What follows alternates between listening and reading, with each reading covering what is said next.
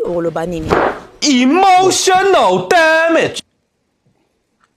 Nga linga ba défaut nga linga mwasi aiba kozwa soin nzoto na ye azala kaka bien. Ok. Ok, merci. Toya boye, toyeba pourquoi ba sœur na biso ba pasoli ba ballon na bango.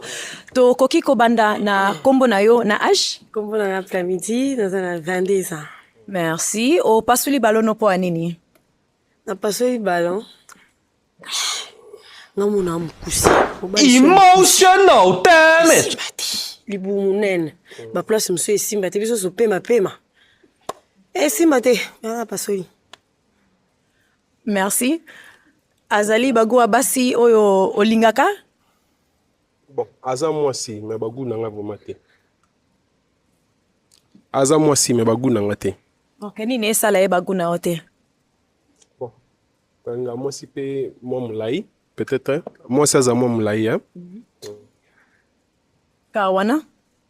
Oui. Ok, merci. To pusana boye. Kombo na yo na âge? Comme on a Sarah Merlia, j'ai 24 ans.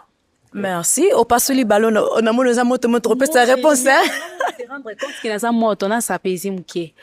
En fait, merci d'encore répondre. Hein? Maman, pesanga raison au pasoli ballon na yo.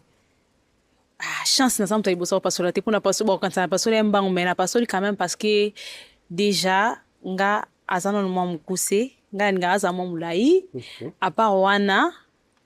Nalinga nanga ba paquet natala vraiment pour na détailler mais il y a on dirait des